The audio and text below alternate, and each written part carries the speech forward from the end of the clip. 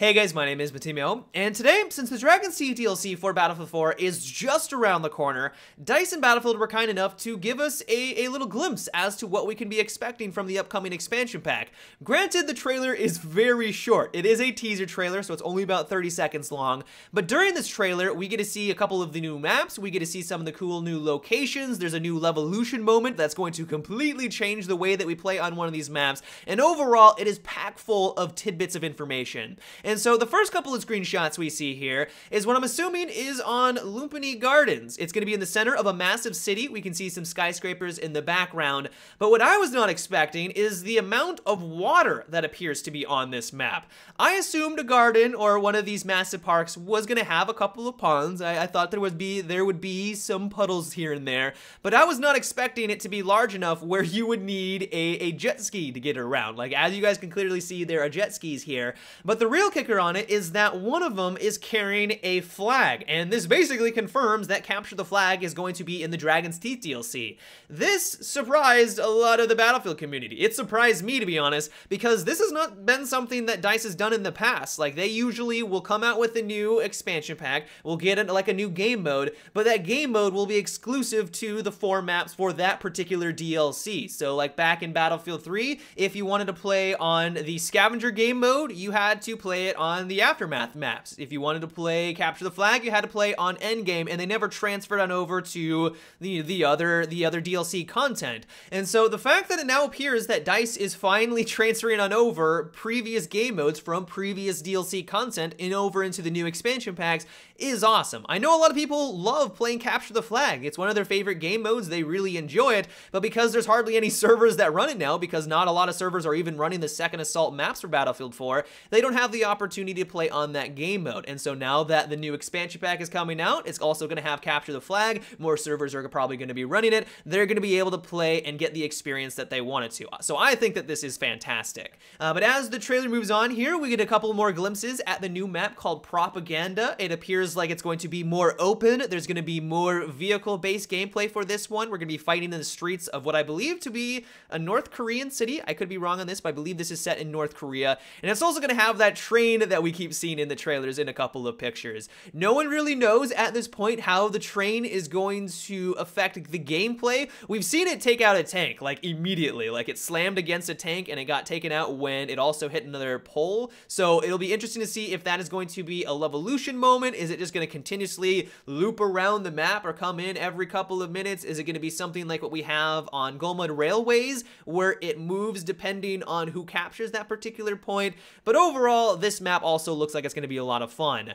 But the one picture here, it's really brief, and you hardly will notice it if you watch the video by itself. We get a picture of what appears to be just a small little hallway. But the reason why this picture stuck out to me is that it really reminded me of Grand Bazaar in Battlefield 3. Grand Bazaar was one of those maps that, while I don't think it was flawless, it had its issues, especially if you were playing on a 64-man Grand Bazaar. It got way too crazy, but it was a fantastic map. It had great corridors, it had some of the best firefights I've had and experienced in a first-person shooter, and I'm crossing my fingers, I am really crossing my fingers that at least one of the maps resembles that type of combat. I'm not looking for a Grand Bazaar 2.0, like I want them to give us something new, but if it is anything similar to that, where there's nice lanes that you can defend, you have that nice tug-of-war type of gameplay that was so iconic with Grand Bazaar, if anything like that is in the Dragon's Teeth DLC, I am going to be one happy camper.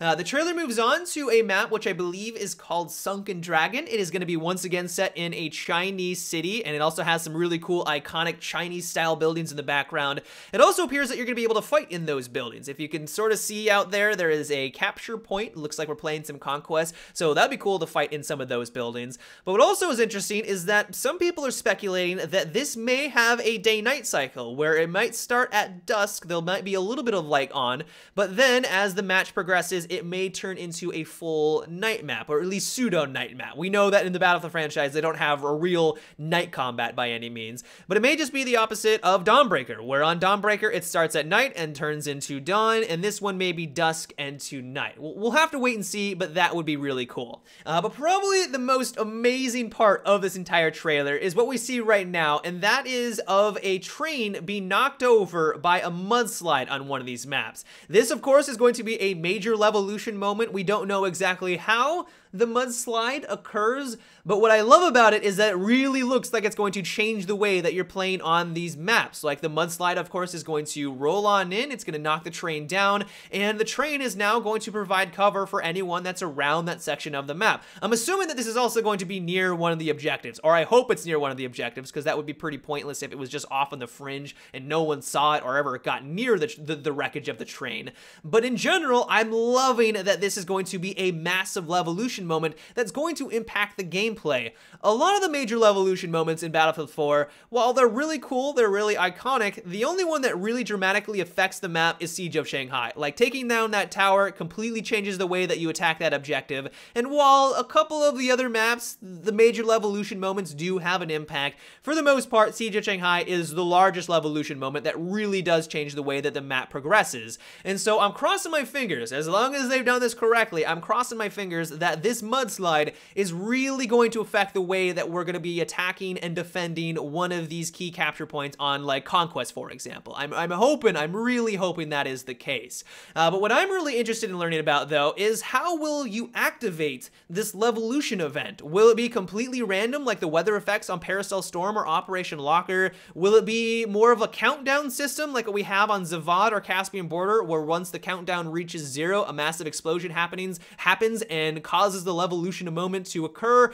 Or will it be more player driven, where if you shoot a bunch of RPGs at the pipes in the background, you'll notice that there are some pipes out there. Maybe if you destroy enough of those pipes, the map will start to get flooded, or that section of the map will start to get flooded, and then all that water will then cause the mudslide to occur. Like, there are a lot of ways that they can go about it. I just want to know how it's going to happen. I'm crossing my fingers that it's not going to be random. I'm not saying that the random levolution moments aren't cool. I think that they add a nice thing to the game, but I just like it when it's more player driven, where the player has to consciously think about, man, we're having a hard time taking out that objective. Well, let's activate this levolution moment to maybe give us the advantage, and then swoop on in and have more infantry focused combat and take advantage of you know, the fallen train. Like, I hope that is the case. But other than that, that's about it for this trailer. Like I said, it was very short. Granted, it had a lot of great information. We got confirmation of some really cool new facts, so it was well worth it. But now I wanted to move on over into the new game mode that we're going to be getting with Dragon's Teeth DLC,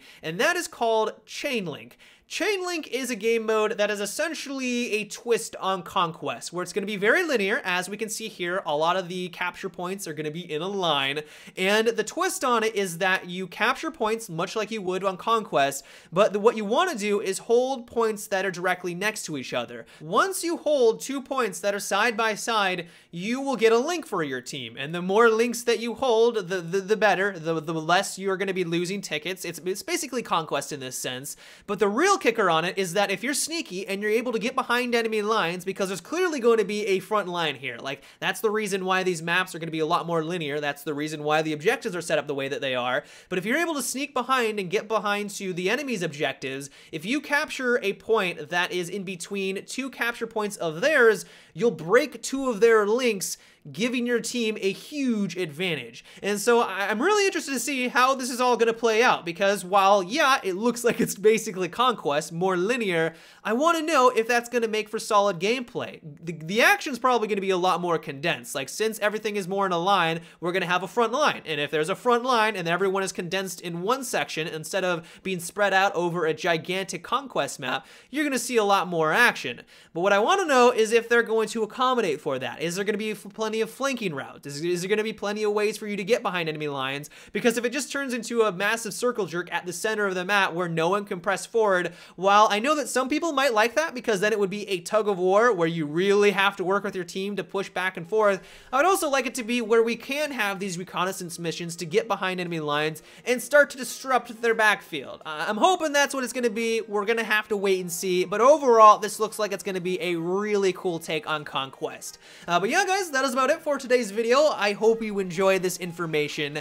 Let me know what you thought about all this new details. Do you like that Capture the Flag is going to be making a return in Dragon's Teeth? Can you not wait to see what that levolution moment is all about? Let me know down below. But until tomorrow, guys, have a good one and take it easy.